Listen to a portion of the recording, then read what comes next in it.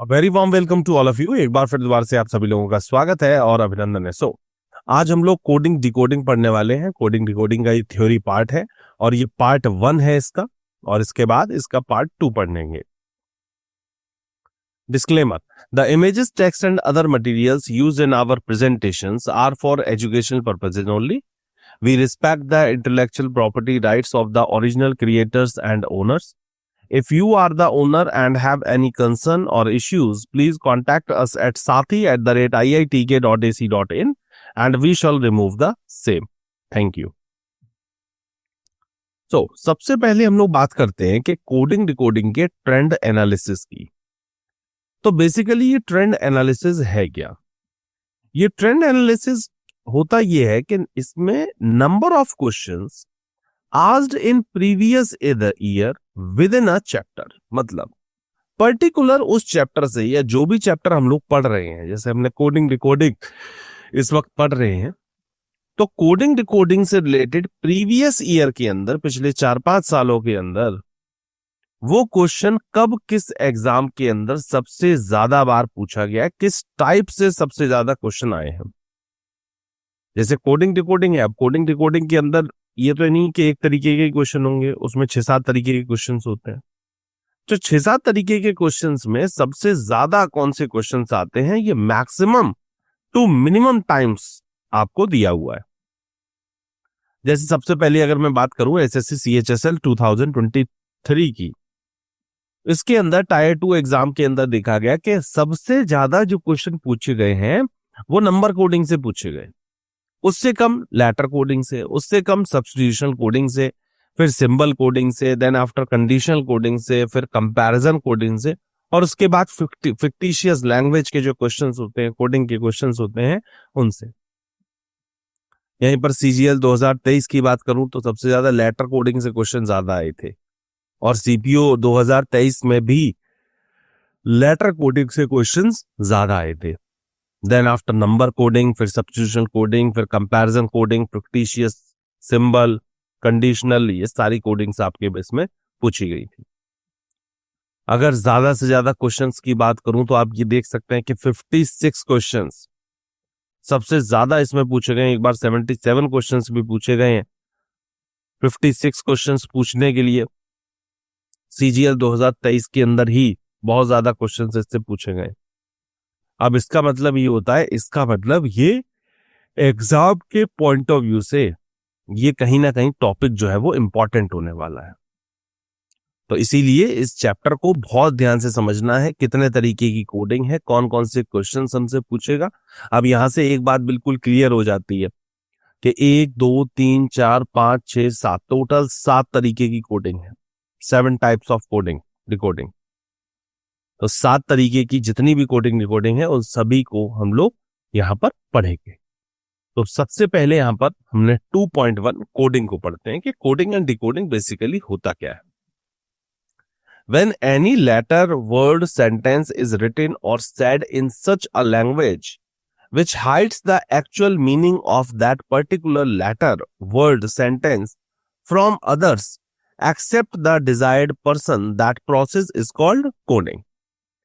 Coding and decoding होता क्या है बेसिकली, जैसे मान लीजिए मैंने और आपने बैठ करके कुछ आपस में एक दूसरे के साइंस बनाए, कुछ सिंबल्स हमने डिसाइड करे कि जैसे अगर मैं ऐसे इशारा करूं तो तुम ये समझ जाना, मैं बोलूं अगर ए तो तुम समझ जाना कि मैं क्या कहते हैं, मुझे पानी चाहिए, मैं बी बोलूं तो तुम समझ जाना मैं खाना चाहिए मुझे।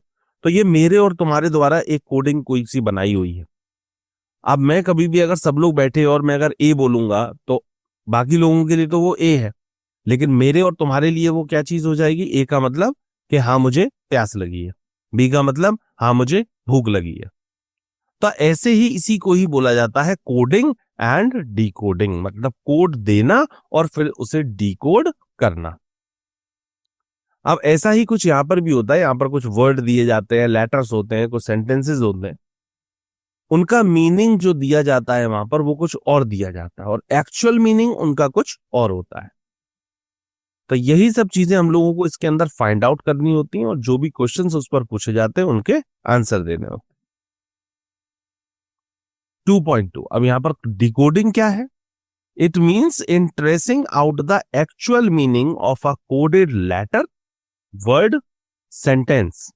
Generally, coding is done on the basis of the letters of English alphabet and their corresponding positions.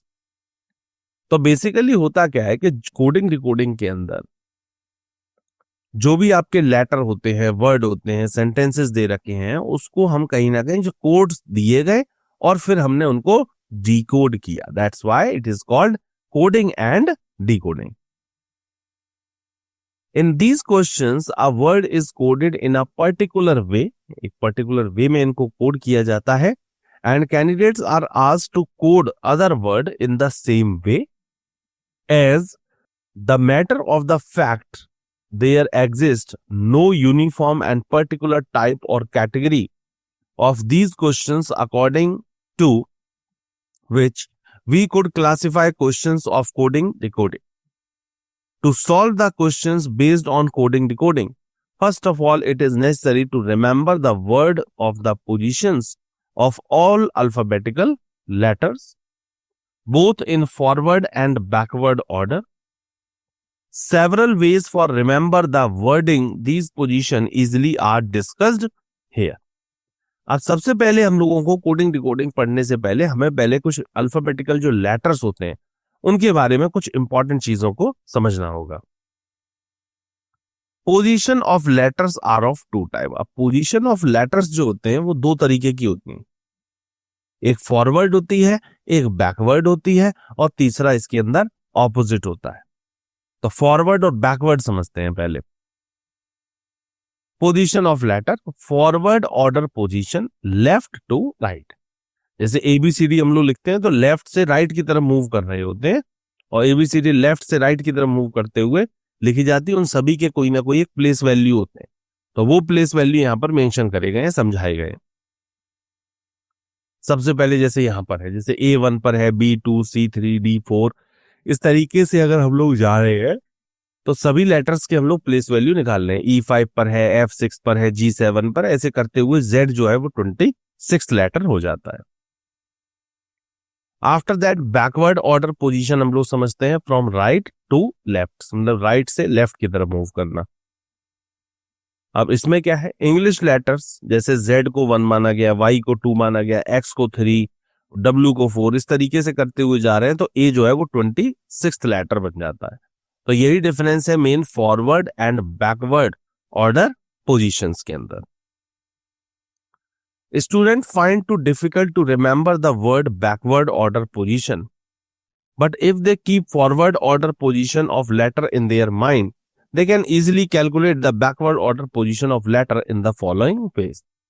काफी बार होता क्या है, स्टूडेंट्स को फॉरवर्ड ऑर्डर तो याद हो जाता है आराम से कि कौन सा लेटर किस प्लेस वैल्यू पर आता है, लेकिन बैकवर्ड ऑर्डर इजीली याद नहीं होता है कि पीछे से ये किस नंबर पर आ रहा है. तो उसके लिए एक तरीका बताया गया, उस तरीके को हम लोग समझते हैं.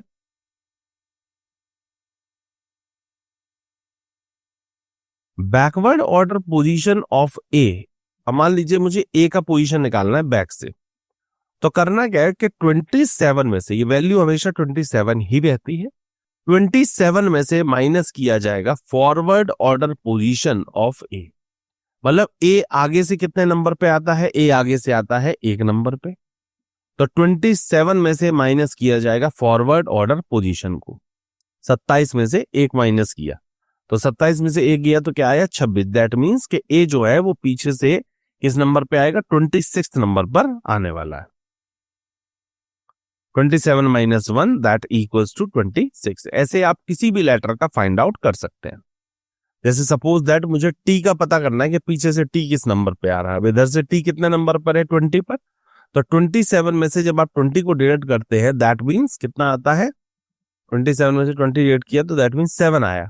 तो इसका मतलब पीछे से टी जो मिलेगा वो 7th पोजीशन पे आपको मिलेगा. तो आप देख पा रहे होंगे बैकवर्ड ऑर्डर लेटर में टी जो है वो पीछे से 7वें नंबर पर ही है. तो इस तरीके से ये जो होता है बैकवर्ड ऑर्डर पोजीशंस को फाइंड आउट करने का तरीका होता है. After that position of letters. Backward order position of letters can be remember the worded in the following veg. अब बैकवर्ड ऑर्डर पोजीशन को समझने के लिए हमने इस तरीके से इन चीजों को समझा है। Here is a gap of 4 letters between each letter of word group V, Q, L, G, B. तो V, Q, L, G, V के अंदर आपने देखा कि यहां पर जो गैप दिया हुआ है 5 का दिया हुआ है, या फिर B, G, L, Q, V को आप देख लीजिए। तो इसमें आप देख लेंगे कि 5-5 का यहां पर आपको गैप मिल रहा है। जैसे B से G पर जा रहे हैं तो 25 है, में से 5 गया 20 आया, 20 में से 5 गया 15 आया, 15 में से 5 गया 10 आया, 10 में से 5 गया तो V आया। इस तरीके से है। After that backward order position of vowels can be remember the worded from the following tricks. कैसे कर सकते हैं? ए ई आई ओ यू, तो ए ई आई ओ यू के लिए मतलब ए में से ई के लिए 4 माइनस हुआ, फिर ई के बाद आई आया, फिर -4, फिर -6, फिर -6, इस तरीके से ये चलता हुआ जा रहा है। तो ये हो जाता है फॉरवर्ड और ये हो जाता है बैकवर्ड। इस तरीके से डिफरेंस, अगर आप V Q L G B में देखेंगे तो भी 5-5 का डिफरेंस है, B G L Q V में देख रहे हैं तो भी 5-5 का डिफरेंस आपको देखने को मिल रहा है। After that 2.4 tricks to learn position rank of the alphabet. अब यहां पर आपको समझाया गया है क्या ट्रिक दे रखी है कि कोई भी अगर आपको पोजीशंस को लर्न करने का, जैसे कौन सा अल्फाबेट किस नंबर पे आता है, इसको लर्न करने के तरीके हैं। Forward order position of letters can be remember the worded in the following veg. यहां पर कुछ तरीके दिए हैं, इन तरीकों से आप लोग इन्हें लर्न कर सकते हैं। A to D, first 4 letters A to D's rank is 1 to 4, easy to learn, no trick is required to learn them। A to D वैसे ही लर्न हो जाते हैं। E for this you have to learn one word HOT। HOT word को आप learn कर सकते हैं। HOT के सारे लेटर्स जो है वो 5-5 के गैप पर दिए हुए हैं, तो इजीली आप 5, 10, 15, 20, 25 ये वाले 5 लेटर्स आपको एज इट इज लर्न हो जाते हैं। HOT ये हो गया 5, 10, 15, 20, 25। Learning this word help you to learn the position of 5 letters which are multiple of 5। ये 5 के मल्टीपल्स में जो लेटर होते हैं वो इजीली आप यहां से इससे लर्न कर सकते हैं। After that F, for this you have to learn another word सिफ्लोरैक्स। अब F के लिए एक और वर्ड आपको याद करना पड़ेगा जिसे हम लोग कहते हैं सिफ्लोरैक्स। ये सिफ्लोरैक्स एक कफ सिरप टाइप का आता है, उसको ही यहाँ पर स्पेलिंग के तौर पर यूज किया गया है। और ये सब 3-3 के गैप पर आपको दिए हुए हैं सारे लेटर, जैसे C 3 पर है, F 6 पर है, I 9 पर है, L 12 पर है, O 15 पर है, R 18 पर है, U 21 पर है और X 24 पर है। After that learning this word help you to learn the position of 8 letters which are multiple of 3। अब यहां पर आपको सीधे सीधे 8 लेटर्स लर्न हो जाते हैं जो कि 3 के मल्टीपल्स में है। After that G, everybody knows G7 nations. G7 summit आप जानते होंगे, G7 नेशंस जानते होंगे, तो वही आप G को 7 की तरीके से लर्न कर सकते हैं। The position of G is 7। H, if you join 2 lines of H it will become 8, or you can say H looks like 8, thus the position of H is 8। अगर H के ऊपर से एक लाइन जोड़ दी जाए और एक नीचे से लाइन जोड़ दी जाए तो कुछ 8 जैसा नजर आने लग जाता है। That means H will come in the place of 8, or the position of H is 8। After that I know you, तो I know you मान लीजिए। 9 को हम लोग हिंदी में क्या पढ़ते हैं? 9 पढ़ते हैं। आई नो यू, तो इसका मतलब आई किस पर हो गया? 9 पर हो गया। Learn this sentence you will get position of I. After that remember the word the term सिफ्लोरैक्स। फिर सिफ्लोरैक्स को याद रखिए। The position of I is 9, यहां से भी पता चल जाता है कि आई का पोजीशन 9 है। J, remember the word the term एजोटी। अब यहां पर एजोटी वर्ड को याद रखिए आप लोग। अब एजोटी में क्या होता है? ये सब 5-5 के गैप पर दिए होते हैं सारे लेटर्स, तो बिल्कुल वही चीज समझ लीजिए, ये सब 5-5 के गैप पर दिए हुए हैं, तो ये एजोटी हो गया यहां से। After that the position of J is 10। यहां पर जे का पोजीशन क्या हो जाता है? 10 हो जाता है। Now the next one is K for Calvin, Calvin एक कंपनी होती है, and which is similar to 11 in pronunciation.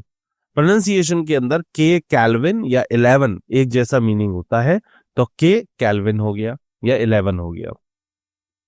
After that the position of K is 11, यहां पर K का पोजीशन 11 हो जाता है। Remember the word the term सिफ्लोरैक्स, the position of L is 12, यहां पर L का पोजीशन जो है वो क्या हो जाता है, 12 हो जाता है। M लुक्स लाइक 3, M जो है वो 3 जैसा कुछ नजर आता है। When we rotate M, जब कोई भी हम लोग M को रोटेट करते हैं तो the position of M is 13, that's why M का जो पोजिशन होता है वो क्या हो जाता है, 13 हो जाता है। N for November, and November 14 is a children day, thus the position of N is 14। अब 14 नवंबर जो है वो चिल्ड्रन डे के तौर पे माना जाता है, दैट्स वाई N कहां पर आ जाता है, 14 नंबर पर मिलता है। O again the term एजोटी, the position of O is 15। जो टर्म एजोटी है उसमें O है, O जो है वो कितने पर आता है, 15 पर आ जाता है। P when we see water image of P it look like 6, the position of P is 16। इसको अगर आप P को अगर आप वाटर इमेज के अंदर देखें, पानी के अंदर देखें, तो ये कुछ 6 जैसा नजर आ रहा है, दैट मीन्स P 16 पर हो गया। After that Q, right Q like Q7, Q7 गाड़ी भी होती है, ऑडी का एक सेगमेंट है Q7। Here we can see 7 on right end of Q, the position of Q is 17, तो 17 पर ये आ जाता है। R, remember the word term cephalorax, or when we stretch R like R, it looks like 8. The position of R is 18, इसलिए R का जो position है वो 18th हो जाता है। S, we write 19, UNISSS, मतलब 19 के तौर पे आप इसको मान सकते हैं इन Hindi. The position of S is 19। T20 हम लोग 2020 मैचेस को देखते हैं, सो T20 पर हो गया। Remember the word the position of T is 20, तो T का जो पोजीशन होता है वो यहां पर क्या हो जाता है, 20 हो जाता है, तो T20 हो गया। After that U again remember the word the term सिफ्लोरैक्स, the position of U is 21, यहां पर U का पोजीशन कितना हो जाता है, 21 हो जाता है सिफ्लोरैक्स से। V फॉर विक्ट्री, V हम लोग विक्ट्री के लिए यूज करते हैं। You require 2 fingers to represent victory, आप 2 fingers को शो करते हैं विक्ट्री सिंबल दिखाने के लिए। The position of V is 22, और 2 फिंगर दिखा रहे हैं, that means 22। W, if you rotate anti-clockwise the letter W, it looks like 3, its position is 23। अगर आप W को अगर आप रोटेट करते हैं तो कुछ 3 जैसा नजर आने लग जाता है, एक M हो गया, एक W हो गया, तो M में भी 3 आता है, W में भी 3 आता है, दोनों एक जैसी नजर आते हैं, तो M हो गया 13 पे और W हो गया 23 पर। After that X remember the word term सिफ्लोरैक्स, X जो है वो सिफ्लोरैक्स की वजह से याद रहता है।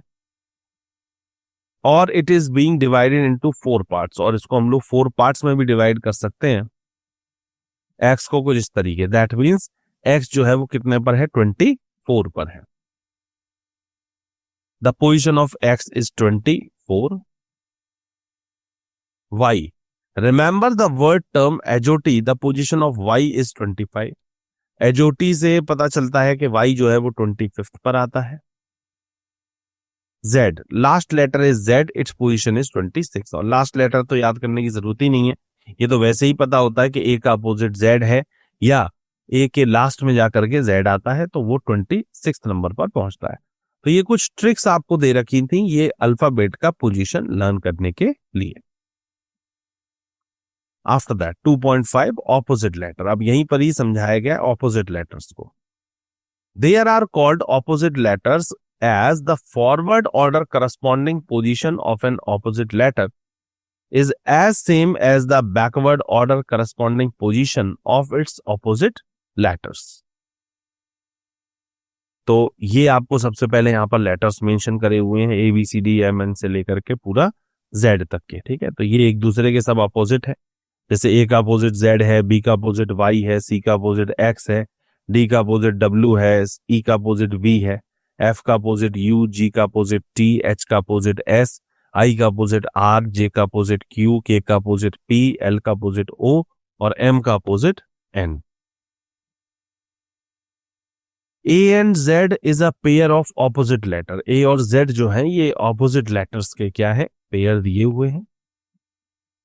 Now it is clear from the above presentation that two letters are called opposite to each other if sum of their corresponding position is equal to 27। Opposite निकालने का एक तरीका ये भी होता है, जैसे A आता है 1 पर और Z आता है 26 पर। अब जब आप इन दोनों का एडिशन करते हैं तो ये कितना होता है, 27 होता है, और ये सब में एप्लीकेबल है। जैसे B2 Y 25, 25 और 2 27, C का अपोजिट X 24 और 3 27, 23 और 4 कितना होता है 27। तो ये हर तरीके से कैसे भी आप टोटल करेंगे तो हमेशा ये 27 ही टोटल में आता है।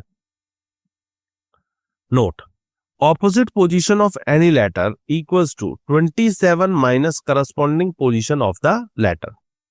जैसे अगर आपको किसी का ऑपोजिट लेटर पता करना है तो उसके लिए तरीका ये होता है 27 में से माइनस कर लीजिए, पता चल जाएगा।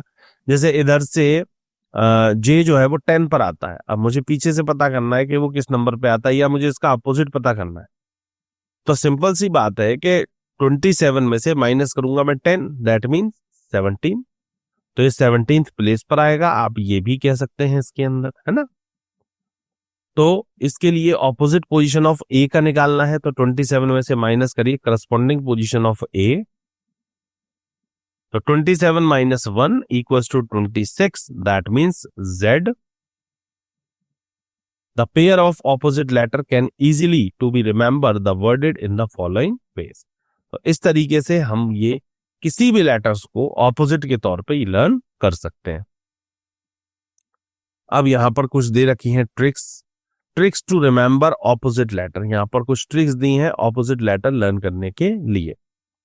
जैसे A का अपोजिट Z है तो A to Z, हम लोग बोलते हैं ना A to Z, सब काम कंप्लीट कर लिया हमने। BY, इसको हम लोग बाय के तौर पे कर सकते हैं। CX के लिए क्रक्स कर सकते हैं।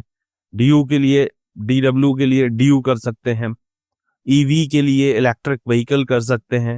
FU के लिए 4 कर लीजिए, फन कर लीजिए। GT के लिए GT रोड, गोट, कुछ भी लिख लीजिए। HS के लिए हाई स्कूल कर सकते हैं, हायर सेकेंडरी कर सकते हैं। IR के लिए इंडियन रेलवेज। JQ जंगल क्वीन कर सकते हैं। जैक कॉलिस कर सकते हैं, है ना। KP के लिए कानपुर कर सकते हैं, काला पानी कर सकते हैं, है ना। इसके बाद LO के लिए लॉयन, लव, कुछ भी किया जा सकता है। MN के लिए मैन। तो ये कुछ वर्ड्स हैं, ये आप अपने अकॉर्डिंग भी रख सकते हैं, इसमें कोई ऐसा नहीं है कि यही रखने हैं। आप कुछ भी वर्ड रखिए, बस ये लर्न होने चाहिए, मेन चीज ये है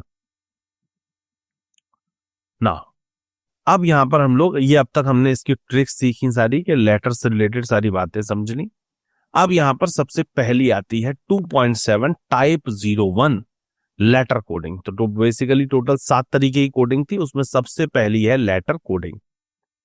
In this type of question, the letter of a certain word are arranged in different orders, which can be a reverse or fragmented order in which first half of the word follows some other rule and second part of the word follows some other rule for coding। तो यहां पर आपको कुछ एक word दिया जाएगा, letters दिए जाएंगे, अब उसके बेसिस पे आपको ये देखना है, जैसे फर्स्ट हाफ है और सेकंड हाफ है, तो फर्स्ट हाफ के अंदर देखना है कि क्या चेंजेस आ रहे हैं और सेकंड हाफ में देखना है क्या चेंजेस आ रहे हैं। जो भी वहां से रूल निकल के आता है उसको आपको फॉलो करा देना है, नेक्स्ट जो भी पूछा गया है उसके ऊपर। The candidate are therefore required to understand the different pattern of the letter coding and solve different type of problems based on these pattern which are discussed below। अब इस बेसिस पर कैंडिडेट से ये अपेक्षा करी जाती है कि वो डिफरेंट पैटर्न्स को समझे, कोडिंग के, लेटर कोडिंग के पैटर्न्स को समझे और उसको प्रॉब्लम्स के ऊपर, क्वेश्चंस के ऊपर अप्लाई करें। 2.7.1 coding based on rearrangement of letters. In this type of coding, the letter of the original word are rearranged in a particular manner to obtain the code. Such coding can be following types. A. When all the letter of a word are written in reverse order. जब कभी भी जितने भी word के अंदर जितने letters दिए गए हैं अगर उन्हें रिवर्स ऑर्डर में लिखा जाए तो. Example number 1.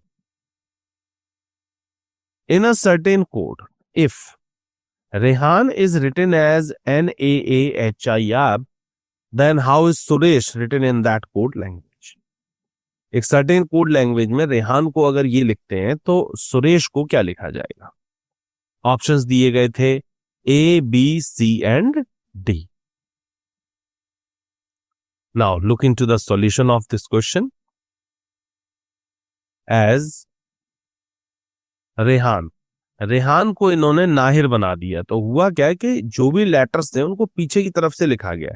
जैसे बोला है ना, coding based on rearrangement of letter वही है, बस उनको अरेंजमेंट उनका चेंज कर दिया गया, उनको रीअरेंज कर दिया गया. तो रेहान को इसको लिखा कैसे गया? पीछे की तरफ से लिख दिया गया है. RIHAAN की जगह पर पीछे की तरफ से जब आप पढ़ेंगे तो RIHAAN हो जाएगा.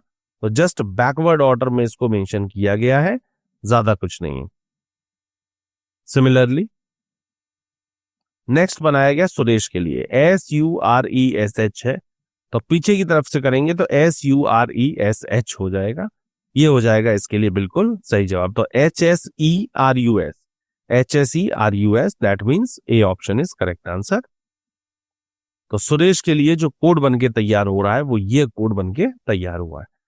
क्वेश्चन के अंदर हमेशा एक आपको रूल फाइंड आउट करके दिया जाएगा, एक सॉल्व करके दिया जाएगा और सेकंड रूल के बारे में आपसे वहां पर पूछा गया होगा कि जब ये ऐसा है तो इसके जैसा कौन है.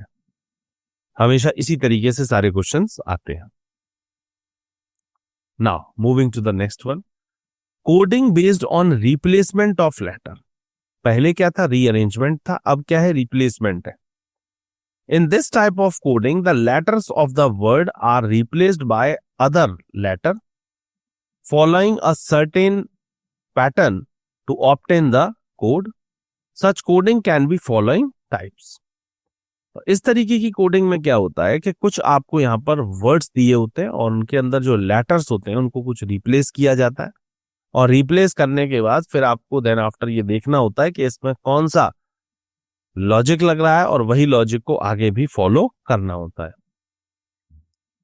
2.7.2.1 that is forward sequence coding. सबसे पहले यहां पर दी हुई है forward sequence coding. Under this pattern of coding every letter of a letter group word is coded in increasing order of English alphabet. Let us consider the coding hand which can be done in the following ways. जैसे मान लीजिए इसके अंदर क्या है कि English alphabetical order के according यहाँ पर कुछ इंक्रीजिंग ऑर्डर दिखाए गए हैं कुछ एग्जांपल के तौर पे. जैसे सपोज दैट हैंड एक वर्ड है. अब इसमें क्या क्या पैटर्न बन सकते हैं? फर्स्ट वन, सबसे पहला पैटर्न ये बन सकता है कि H में एक जोड़ दिया तो I लिख दिया, A में एक जोड़ दिया B लिख दिया, N में एक जोड़ के O लिख दिया, D में एक जोड़ के E लिख दिया. एक पैटर्न ये बन सकता है.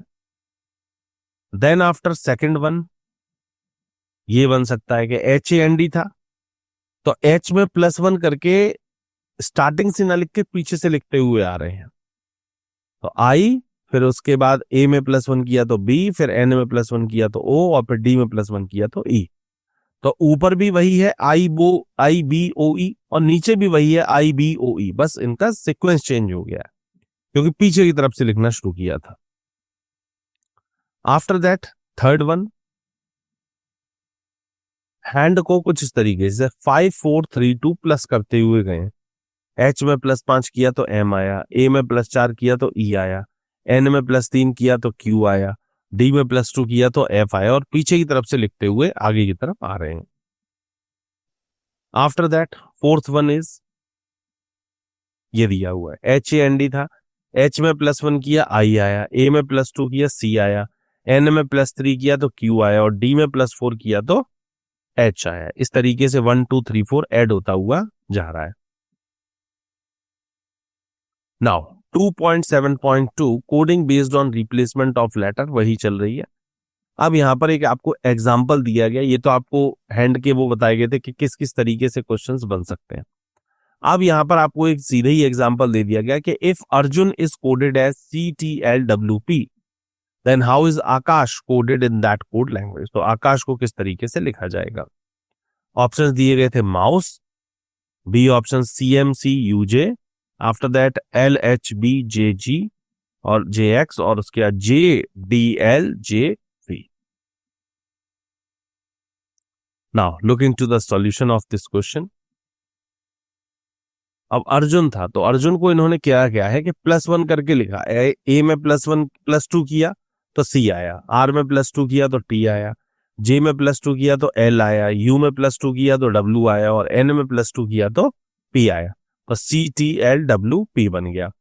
अब ऐसे ही आकाश के साथ में हुआ है। A में +2 किया तो C, K में +2 किया तो M, A में +2 किया तो C, S में +2 किया तो U और H में +2 किया तो J।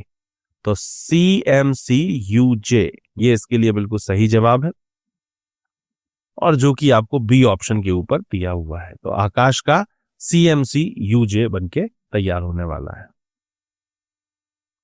Now moving to the next question. वही कोडिंग अभी भी चल रही है। अब इसमें नेक्स्ट आता है 2.7.2.2 that is backward sequence test. अब इसके अंदर क्या है, बैकवर्ड सीक्वेंस है। तो आइए बैकवर्ड सीक्वेंस को समझते हैं। Under this pattern of coding every letter of a letter group word is coded in decreasing order of English alphabetical series। इसमें क्या करते हैं कि इंग्लिश अल्फाबेटिकल सीरीज के अकॉर्डिंग इसको डिक्रीजिंग ऑर्डर में लिखा जाता है। Late us consider the coding of hand which can be done in the following veg. अब मान लेते हैं हमको हैंड की कोडिंग करनी है, तो किस तरीके से होगी वो समझते हैं। जैसे हैंड है तो H में से एक गया तो G आया, A में से एक गया तो Z आया, N में से एक गया तो M आया और D में से एक गया तो C आया। तो ये हैंड का इन्होंने ये -1 का वहां पर फॉरवर्ड दिखाया गया था पीछे, अब दिखाया जा रहा है बैकवर्ड में। एक दूसरा पैटर्न और समझ लीजिए। जैसे H में से एक गया तो आगे ना लिख करके इसको पीछे से लिखना शुरू किया गया। H में से एक गया G आया, A में से एक गया Z आया, N में से एक गया M आया और D में से एक गया तो C आया। अब पीछे की तरफ से लिख दिया गया है। After that third one is hand लिखा हुआ था 2 3 4 5 क्या करते हुए गए माइनस। जैसे H में से 5 गया तो C आया, A में से 4 गया तो W आया, N में से 3 गया तो K और D में से 2 गया तो P। बिल्कुल पैटर्न एकदम बिल्कुल साफ है, आपके सामने है, समझ सकते हैं। आफ्टर दैट फोर्थ वन एक और बताया गया हैंड के लिए कि जैसे हैंड में 1 2 3 4 ऐड करते हुए जाना है। तो H में एक माइनस किया तो G आया, A में से 2 माइनस किया तो Y आया, N में से -3 किया तो K और D में से 4 माइनस किया तो Z। तो ये माइनस करते हुए बैकवर्ड ऑर्डर में चलते हुए आगे की तरफ मूव करते हुए गए। तो इस तरीके से ये चारों पैटर्न्स आपको यहां पर समझाए गए हैं एग्जाम्पल के माध्यम से। Now moving to the example, same वही चल रही है अभी रिप्लेसमेंट वाली coding.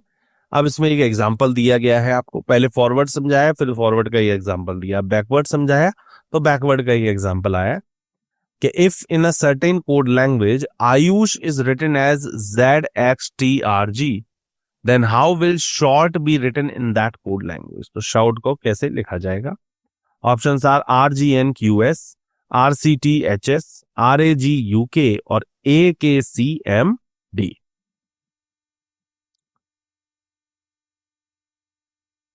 Now look into the solution of this question. अब आयुष दिया हुआ था तो इन्होंने क्या किया है, सभी आयुष के जितने भी लेटर है उन सभी में से -1 करके और उसी के आगे लिख दिया गया।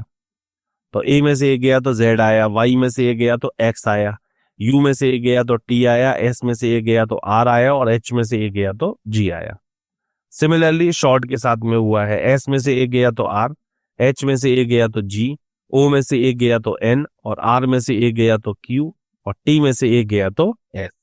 इस तरीके से RGNQS इसके लिए बनके तैयार हुआ है, दैट मींस A ऑप्शन। तो शॉर्ट के लिए RGQN बिल्कुल सही जवाब है, RGNQS perfect answer. Now moving to the next one. अभी भी वही रिप्लेसमेंट ऑफ लेटर की ही कोडिंग चल रही है। अब इसमें आ रहा है 2.7.2.3 that is mixed sequence coding, forward and as well as backward. जैसे फॉरवर्ड को आपने अलग पढ़ा, बैकवर्ड को अलग पढ़ा, अब इसके अंदर फॉरवर्ड और बैकवर्ड दोनों मिक्स करके दे दिए जाएंगे, तो समझे।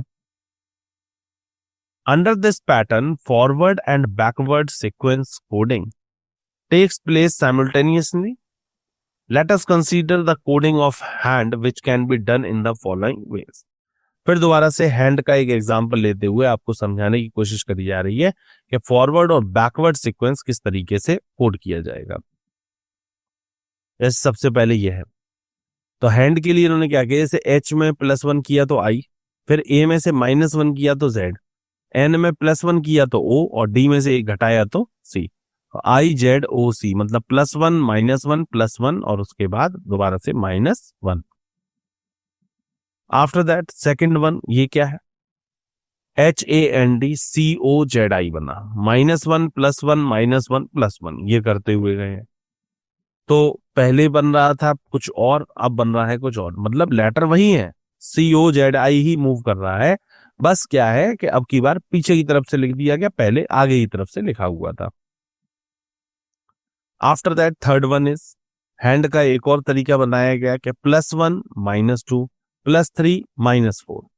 तो एच में 1 जोड़ा तो आई, ए में 2 घटाया तो वाई, एन में 3 जोड़ा तो क्यू, और डी में 4 घटाया तो जेड। इस तरीके से ये बनता हुआ गया है। आफ्टर दैट फोर्थ वन क्या है, HAND, एच में +1 किया तो आई और उसको पीछे से लिखा गया, ए में -2 किया तो वाई जो कि पीछे की तरफ से लिखा गया, एन में +3 किया तो क्यू, और डी में से 4 घटाया तो जेड। इस तरीके से यहां पर एडिशन और सब्ट्रैक्शन, दैट मींस फॉरवर्ड और बैकवर्ड, ये दोनों ऑर्डर्स को यहां पर इजीली समझाया गया है। Now look into the solution, look into the example of this question. Example number 4, in a certain code language, Shyam is written as HWVFR and Arav is written as QWOYZ, then how is Green written in that code language? The options are IABPF, MCBNB, OGHVL and FPBAI. Now look into the solution of this question. As Shyam के लिए दिया हुआ था, तो श्याम के लिए सभी letters में करा किया गया है -1 -2 -3 -4 और उसके बाद -5।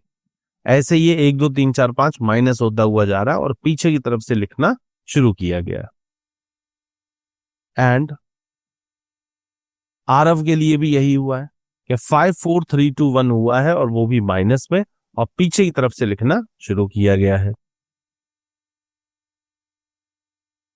Similarly in the same way ऐसा ही होगा ग्रीन के साथ में कि 5 4 3 2 1 के सीक्वेंस में लिखा जाएगा और पीछे की तरफ से लिखना शुरू करना है। तो जी में से 1 गया तो एफ आया, आर में से 2 गया तो पी आया, ई में से 3 गया तो बी आया, ई में से 4 गया तो ए आया, और एन में से 5 गया तो आई आया।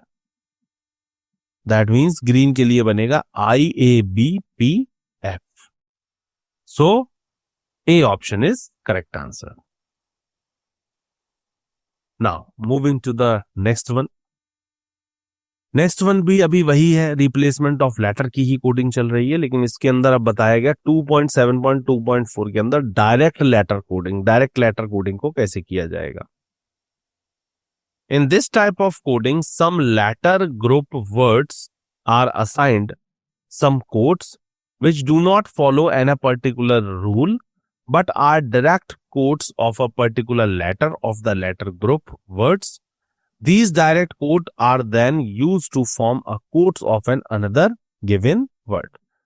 अब डायरेक्ट लेटर कोडिंग के अंदर क्या होता है कि आपको जो लेटर्स दिए जाते हैं उनको डायरेक्टली बेसिस पर आपको यहां पर सॉल्व आउट करना होता है। Example given below will give a better idea about such type of question. एक एग्जाम्पल दिखाते हैं, उससे आपको समझ में आएगा कि डायरेक्ट लेटर कोडिंग किस तरीके से होनी चाहिए। In a certain code language share is written as ZVKCN clear is written as TMNKC. So how will hard be written in that code language? Options दिए गए थे VKDG, DQ, KHTG, DARF और VKCP. Now look into the solution of this question. As share के लिए दिया हुआ था और क्लियर का दिया था. शेयर का क्या था? ZVKCN. अब ZVKCN लिखने के पीछे कोई एक रीजन नहीं है कि इसको ये लिखा गया कि माइनस हो रहा है या प्लस हो रहा है, कुछ ऑपोजिट हो रहा है, क्या हो रहा है, इसके पीछे कोई रीजन नहीं है. यही अभी पीछे बताया भी जा रहा था कि कोई पर्टिकुलर एक लॉजिक नहीं होगा, बस ये इसको कोड दिए गए हैं.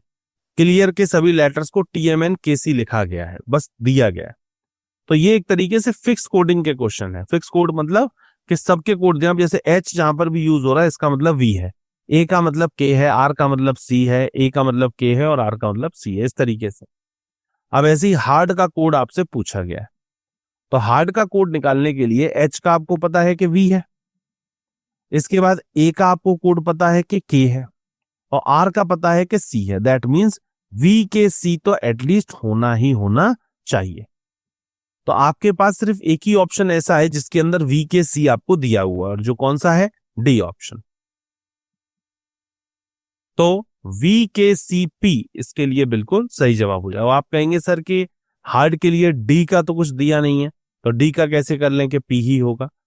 हाँ, ये बात बिल्कुल ठीक है, ये इसका कंफर्म नहीं है, लेकिन ये कंफर्म है कि डी ऑप्शन ही इसका सही होगा. वो इसलिए क्योंकि VKC किसी और ऑप्शन में आ नहीं रहा है और कोई ना कोई एक आंसर तो सही होगा ही होगा. That's why D option. और दूसरी बात आप इसमें ये भी कह सकते हैं कि P जो है वो आप देखिए कहीं पर भी यूज नहीं हुआ है. जैसे E के लिए, S के लिए, CLE, बाकी जो लेटर हैं उनके लिए किसी के लिए P यूज नहीं हुआ है. इसका मतलब P के लिए एक ऐसा वर्ड होगा, ऐसा लेटर होगा जो कहीं पर भी यूज नहीं हुआ होगा, फ्रेश लेटर होगा एकदम. That's why VKCP. Therefore hard के लिए VKCP बन के तैयार हुआ है. So D option is correct answer. मुलाकात होती है हमारी आपसे आगे के सेशंस में. तब तक के लिए थैंक यू सो मच.